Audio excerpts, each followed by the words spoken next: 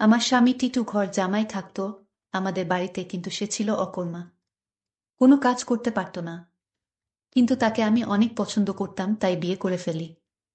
আমার মেজ ভাবির সন্তান হতো না, তাই আমার মেজ ভাই সবসময় মনমরা হয়ে থাকত আর ভাবিকে বলতো তোকে ছেড়ে দিয়ে আরও একটা বিয়ে করব।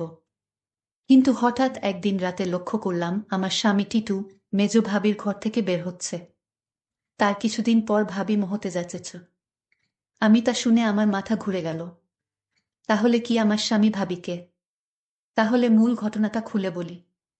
মাঝরাতে পানি খেতে উঠে নিজের স্বামীকে মেজ ভাবির ঘর থেকে বের হতে দেখে চমকে উঠল দিবারা। মেজ ভাইয়া 4 দিন হলো ঢাকায়। এখন ভাবি একা ঘরে। আমার স্বামী এত রাতে মেজ ভাবির ঘরে কি করতে গিয়েছিল সেটা জানার জন্য আমার মাথায় ঘুরপাক খাচ্ছে। এই ঘরের দিকে স্বামীকে আসতে দেখেই দরজা ভিজিয়ে দিয়ে বিছানায় উঠে ঘুমানোর অভিনয় করল দিবারা। তার স্বামী দরজা ঠেলে সন্তর্পণে হেঁটে এসে বিছানায় তার পাশে শুয়ে পড়ল। দিবারা এই বাড়ির মেয়ে, তার স্বামী ঘর জামাই। দিবারা জানে কোনো রকম অপরাধ করলে তাকে সহ তার স্বামীকে এই বাড়ি থেকে বের করে দিবে ভাইয়েরা। তাই এই ব্যাপারে আর কোনো কথা বলে না দিবারা। পরের দিন সারাদিন মুখ কালো করে রাখলেও তার স্বামী টিটুকে এই বিষয়ে কিছুই জিজ্ঞেস করে না সে। তারপরের রাতে দিবারা আর কিছুতেই ঘুমাতে পারে না। তার বিশ্বাস তার মেজ ভাই যতদিন শহরে আছে প্রতি রাতেই বোধহয় তার স্বামী মেজ ভাবির ঘরে গেছে। কিন্তু ঘরে গিয়ে কি করলো এটা তো আমি দেখি নাই। শুধু দেখতাম মেজ ভাবির ঘরে যেত। কেন যেত দিবারার মনে সন্দেহর সৃষ্টি হল। তার বিশ্বাসকে সত্যি প্রমাণিত করতেই যেন ধীরে ধীরে টিটু দিবারার পাশ থেকে গড়িয়ে মেঝেতে নামল। এরপর পা টিপে টিপে ঘরের দরজা খুলে বাইরে চলে গেল। রাত এখন কয়টা হবে? 1টা, 2টা।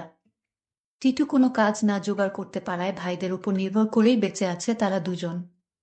দিবারা টিটুর এই অর্থ উপার্জনের অক্ষমতাটাই পুষিয়ে দেয়, সারাদিন গাধার মতো বাড়ির কাজ করে।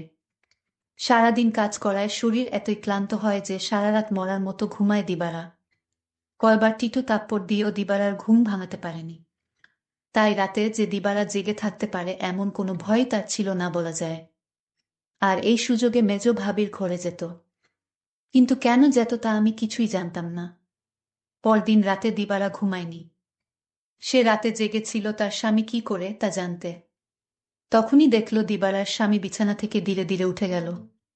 ঘর থেকে বের হয়ে মেজ ভাবির ঘরে গেল। কিছুক্ষণ পর মেজ ভাবির ঘর থেকে চিৎকার শোনা যাচ্ছে। মনে হচ্ছে ভাবির এক অন্যরকম চিৎকার। আমি ভাবতে থাকলাম কি হতে যাচ্ছে এখানে। আমি কিছুটা আন্দাজ করতে পারলাম না আসলে ওই ঘরে কি হচ্ছে। টিটু চলে যেতেই বালিশে মুখ গুজে ফুপিয়ে কেঁদে উঠল দিবারা। সে তার স্বামীকে কত ভালোবাসে।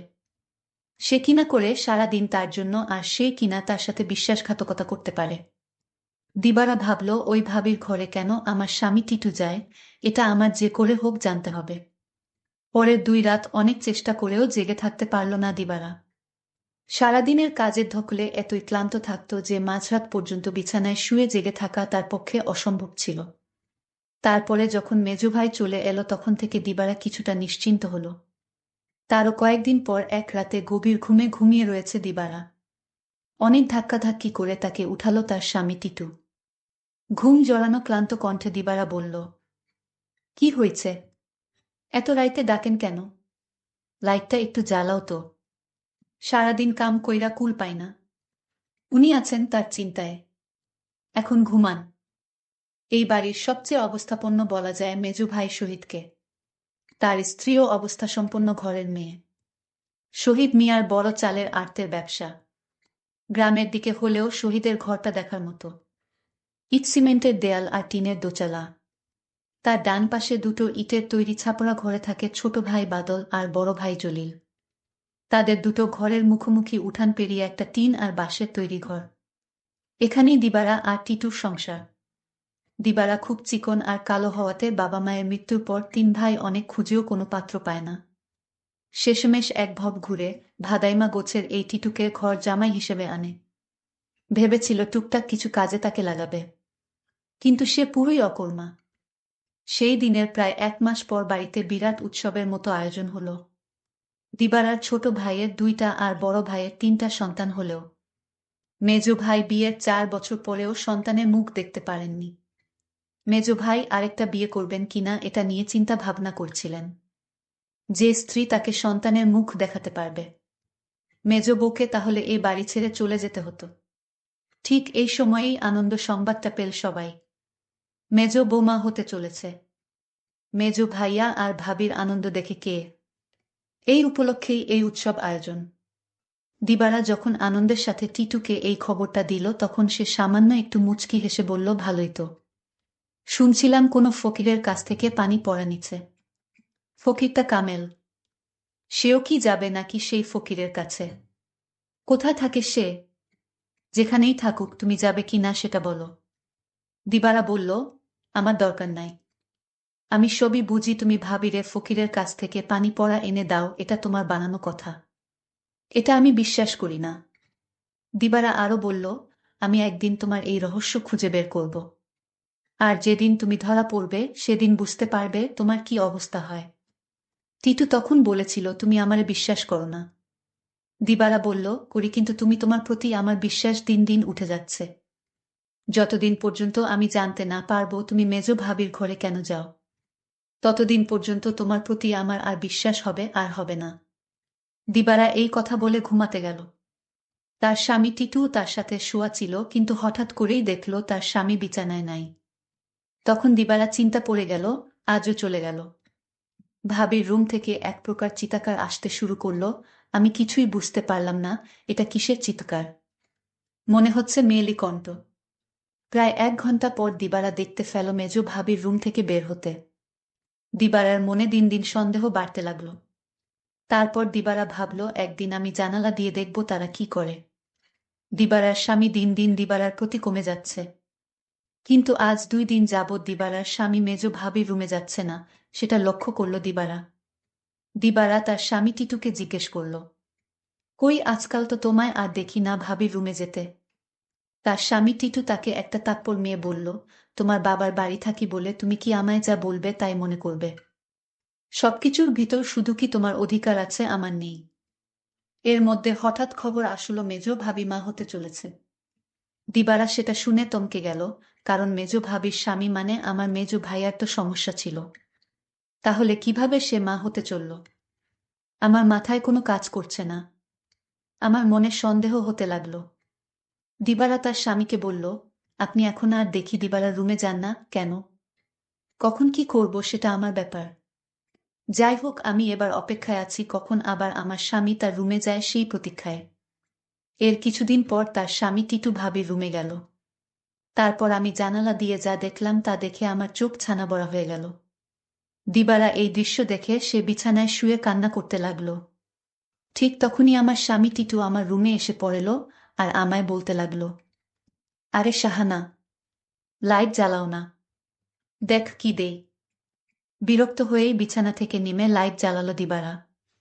তারপর চকিতে এসে বসল। টিটু তার সবগুলো দাঁত বের করে হেসে পাঞ্জাবির পকেট থেকে এক জোড়া চুড়ি বের করল। আরেকটু কাছে আসো, পরায়া দেই। চুড়িগুলো দেখেই চিনল দিবারা এগুলো স্বর্ণের। আর এর মালিক যে মেজ ভাবি ছাড়া কেউ না, তাও সে ভালো করে জানে। সে ভয়ে ভয়ে ফিসফিস করে বলল, এগুলা তো মেজ ভাবির। তুমি পাইলা কই? আরে ভয় পাইও না, চুরি করি নাই। মেজ ভাবি আমারে দিচ্ছে। বলো কি? সে কেন দেবে? তোমারে একটা কথা কই। কই কই কইরাও এতদিন কইতে পারি নাই শর্মে। ভাবছিলাম তুমি আমারে ভুল বুঝবা, কিন্তু তোমারে আমি কি কিছু গোপন করি বলো। ভুল বুঝো না বউ। মেজ ভাই এইবার ঢাকায় যাওয়ার পর কয়রাত আমি মেজ ভাবির ঘরে গেছিলাম। টিটু আবার বলল, মেজ ভাই ঢাকা যাওয়ার পরে মেজ ভাবির কয় রাত খুব জ্বর হয়েছিল, কিন্তু তার যত্ন করার মতো কেউ ছিল না। তাই ভাবি কইল, দেখ টিটু, তোরে আমি ভাইয়ের মতোই দেখি। আমার সারাদিন ভালো লাগে, খালি একটু দুর্বলতা থাকে, কিন্তু রাত হইলেই জ্বর বাড়ে। তুই কি রাইতে আইসা আমার মাথায় একটু পানি ঢালতে পারবি? দিবারা অবাক হয়ে বলল, আমারে কইতে পারত। ছোট ভাবি, বড় ভাবি আছে। তোমারে কইল কেন? আমারে সারা দিনে জ্বরের কথা একবারও কইল না। টিটু মুখটাকে মলিন করে বলল, দেখলা, সব আমার কপালের দোষ। আমি জানতাম তুমি আমারে সন্দেহ করবা। আমি কি আর মাইনষে বিশ্বাস পাওয়ার যোগ্য? দিবারা এবার কাঁদো কাঁদো হয়ে বলল, না গো, আমি ওইটা বলি নাই। আমি তোমারে বিশ্বাস করুম না তো কারে করুম কও? তুমি ছাড়া আমার আর কেরা আছে? তুমি আমারে ঠকাইবা ফিরিসতা আয়সা কইলেও বিশ্বাস করুম না। এই না হইলে আমার বউ। শুনো, ভাবিরে কইলাম দিবারারে পাঠায়া দিবনে। ভাবি কইল, আহা, বেচারি সংসারটার লাইগা কাজ কইরা সারাদিন মরতাছে, তারে আবার রাইতে ত্যাক্ত করা কেন? দিবারা জানে যে আমি তোমারে ভাই মানি। তুমিই আইসো, দিবারা কিছুই মনে করবে না জানলেও। ওর মন এত নষ্ট না। তবুও আমি তোমারে কিছু কই নাই ডরে। তাছাড়া বুঝি তো পরের বাড়িতে থাকি, বেশি তর্ক মানায় না। এই জন্যই আমি তোমার ভাবির রুমে গেলাম চুপি চুপি। কারণ রাতে তোমার ভাবির মাথায় পানি না দিলে কি তখন জ্বর ছাড়ত? আমি যদি ভাবির পাশে না থাকতাম আর মাথায় পানি না দিতাম তাহলে জ্বরে মইরা যাইত। এতদিনে ভাবিকে কবরস্থানে রেখে আসতে হতো। দিবারা তখন বলল, সবই বুঝলাম, কিন্তু একটা বিষয় আমার মাথায় ঢুকছে না। টিটু বলল, কি কথা তোমার মাথায় ঢুকছে না আমারে বলো। দিবারা তখন বলল, আমার মেজু ভাইয়ের সমস্যা ছিল, কিন্তু সে কিভাবে মা হতে চলেছে। আর ভাবির ঘর থেকে কিসের আওয়াজ আসত। টিটু তখন বলল, তুমি দেখি আবার আমাকে সন্দেহ করতেছ। এই সন্দেহটা তোমাকে দূর করে দেই।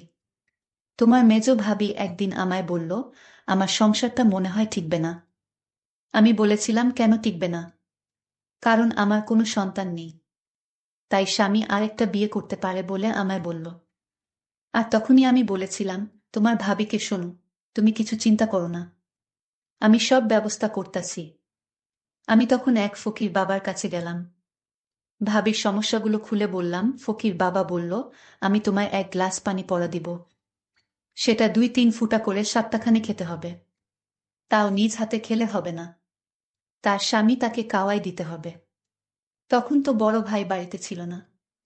আমি কোনো উপায় না পেয়ে এক গ্লাস পানি পড়া নিয়ে আসলাম। আর এই ফকির বাবার পানি পড়া খেয়ে আল্লাহর রহমতে সে সন্তান লাভ করেছে, বুঝলে এবার দিবারা। আর তোমার ভাবির ঘর থেকে যে শব্দ আসতো সেটা ছিল এলইডির শব্দ। তুমি তো শুধু শুধু আমায় সন্দেহ করতে। দিবারার চোখ ভিজে উঠে। আহা, তার এই স্বামীকে আর ভাবিকেই নাকি সে ভুল বুঝেছে। কি বাজে চিন্তাই না করেছে সেই রাতে তার স্বামীকে ভাবির ঘর থেকে বের হতে দেখে।